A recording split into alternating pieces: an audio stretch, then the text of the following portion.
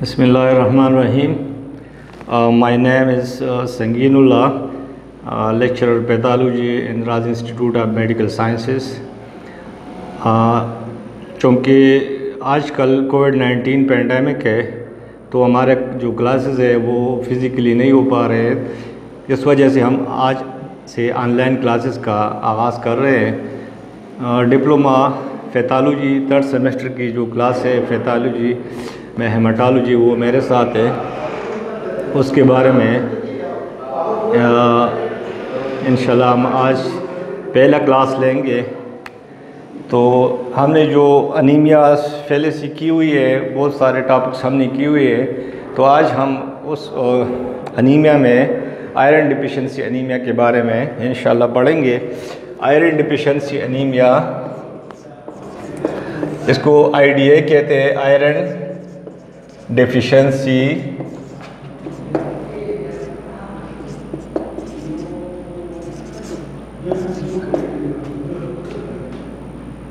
Anaemia, इसके बारे में इंशाल्लाह हम पढ़ेंगे। ये अनीमिया जो है ये world wide most common anaemia है, मोस्ट कॉमन अनीमिया। ये बच्चों और बड़ों में कॉमन है, प्रेग्नेंट लेडीज़ में और बच्चों में ये कॉमन है। वर्ल्ड वाइडली ये अनीमिया जो है ये मौजूद है। और इसकी जो काजेज़ है कि ये किस वजह से होता है, इसकी जो कॉम्प्लिकेशन है और इसके जो क्लिनिकल फीचर्स है, इसकी ट्रीटमेंट प्रिवेंशन है, वो हम इंशाल्लाह इस टॉपिक में पढ़ेंगे। तो इस अनीमिया में इसकी डिफिनीशन हम पढ़ेंगे।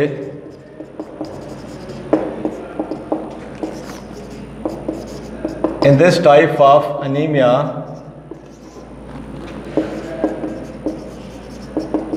RBCs will be appear small in size। इसमें जो इस अनीमिया में RBC की जो साइज़ है वो नॉर्मल से स्मॉल होगी। नॉर्मल साइज़ कितनी है? 7.2 से 7.5 माइक्रोन तक नॉर्मल साइज़ कंसिडर की जाती है। तो इस अनीमिया में RBC की जो साइज़ है वो स्मॉल होगी, 7.2 से कम होगी। इसके अलावा इस अनीमिया में जो हेमोग्लोबिन कंटेंट है RBCs में वो HB इसमें लो होगी, नॉर्मल से लो। जो न्यूट्रिएंट्स होता है वो कम होगी इसमें। इस पेशेंट में न्यूट्रिएंट्स जो आयरन न्यूट्रिएंट्स है वो कम होगी। इसकी रिक्वायरमेंट जो है, जो आयरन की रिक्वायरमेंट होती है बॉडी को, वो कम मिलेगी। माल एब्जॉर्प्शन होगी या उसकी जो है या माल न्यूट्रिशन होगी। माल न्यूट्रिशन मतलब उसकी डाइट में वो कम लेगा, न्यूट्रिएंट्स कम लेगा। आयरन डिफिशिएंसी अनीमिया की जो काजेज़ है, इटियोलॉजी, इसको इटियोलॉजी भी कहते हैं, वो है nutritional deficiency of iron contents.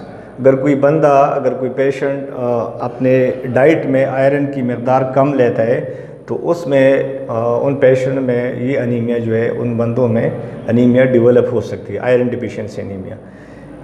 इसको माल न्यूट्रिशन कहते हैं। दूसरी काज जो है वो माल एब्जॉर्प्शन।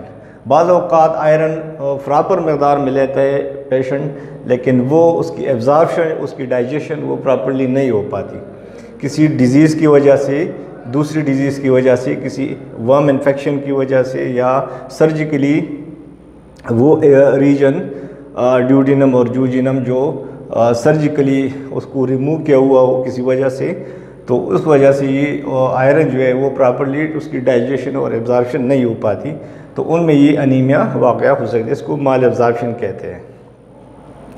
वर्म इन्फेक्शन, फीट में मुख्तलिफ़ किस्म की कीड़े होते हैं बाज़ औक़ात, तो वो वर्म जो है उसकी जो आयरन है या दूसरी जो वाइटामिन्स है उसको डाइजेस्ट करते हैं, उसको यूटिलाइज़ करते हैं, और जो होस्ट होते हैं, जो पेशेंट होते हैं, उसको प्रॉपरली वो नहीं मिलती। उस वजह से ये अनीमिया डेवलप हो सकती है।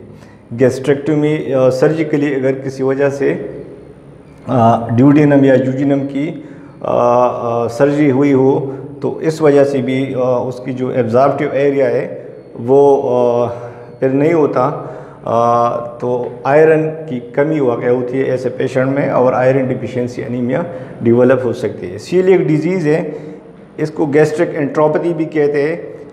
हाँ, इस डिज़ीज़ में जो है वो पेशेंट जो होता है वो वीट में जो ट्रांसग्लूटामिनेज एंजाइम होता है वो उस एंजाइम से उसको एलर्जी होती है उसकी जीआईटी को, जो तो फिर उसकी प्रॉपरली डाइजेशन नहीं हो पाती और उस पेशेंट में ये अनीमिया जो है आयरन डिफिशिएंसी अनीमिया डेवलप होती है। ठीक है जी। इसके अलावा ये तो काजेज़ हुई। अब हम इस अनीमिया के जो फीचर्स है, क्लिनिकल फीचर्स है वो पढ़ेंगे। तो क्लिनिकल फीचर्स में इसको साइन सिम्टम्स भी कहते हैं। इसमें हमारे पास जो क्लिनिकल फीचर्स है वो है क्लिनिकल फीचर्स। ये पेशेंट किस तरह दिखाई देगा, तो इस पेशेंट की जो रंगत है वो फीली होगी, फाइलर स्किन होगा, फाइलर स्किन।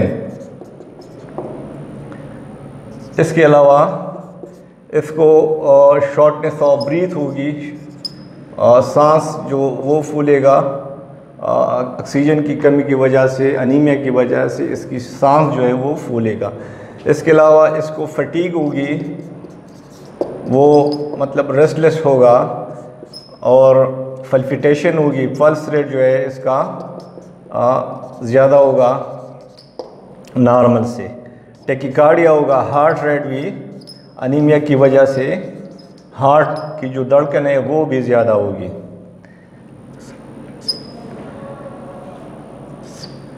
अच्छा, तो ये जो है क्लिनिकल फीचर्स है आयरन डिफिशिएंसी अनीमिया की। इसके अलावा एक और जो साइन सिम्टम्स है इसके लिए स्पेसिफिक है वो है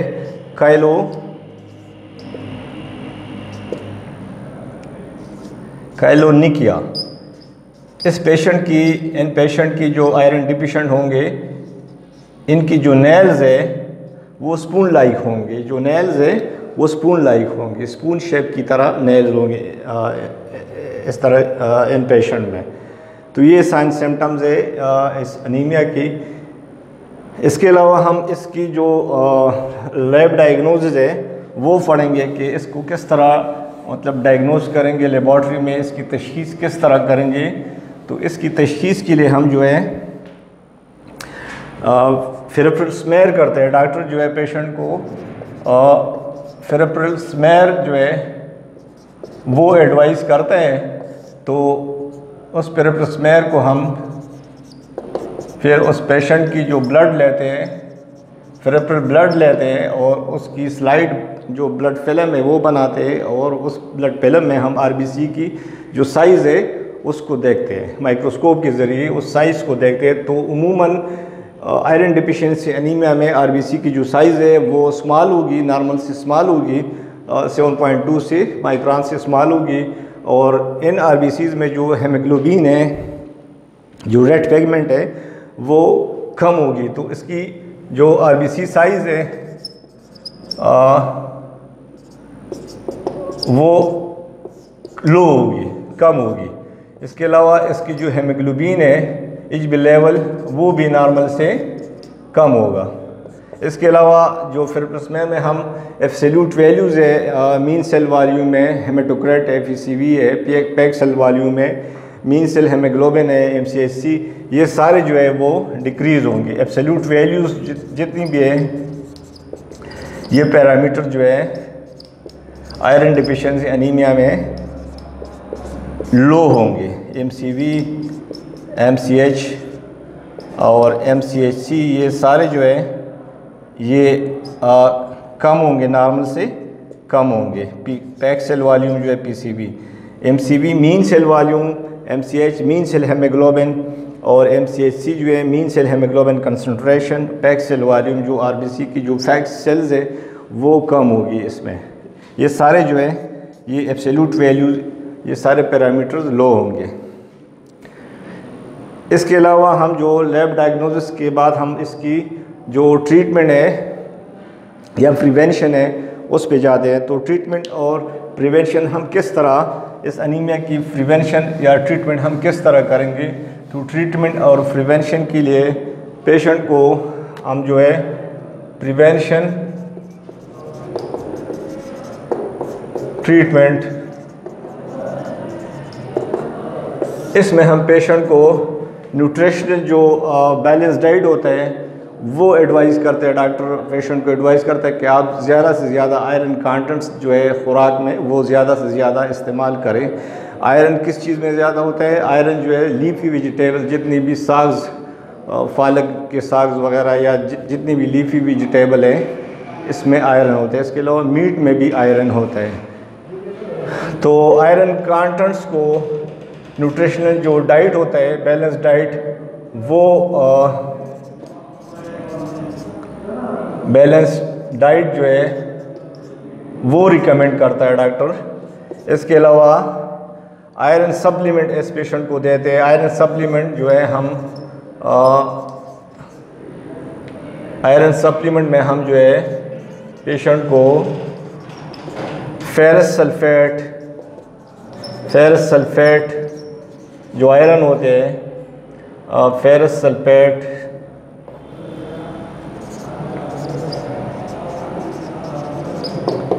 माल्टोफर,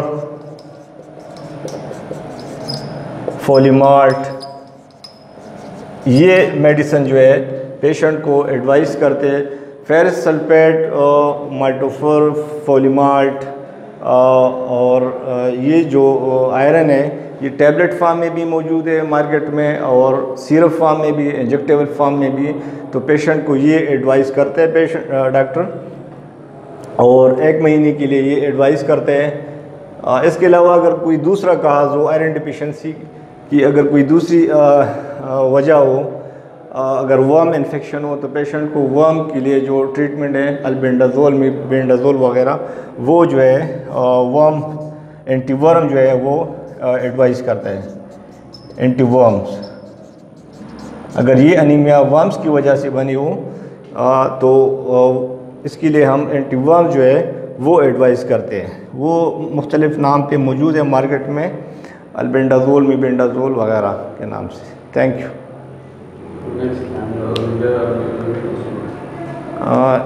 अगर इसके बारे में कोई क्वेश्चन वगैरह हो तो आप मुझे व्हाट्सएप पे जो है क्वेश्चन कर सकते हैं, इंशाल्लाह मैं रिप्लाई दूंगा। Thank you.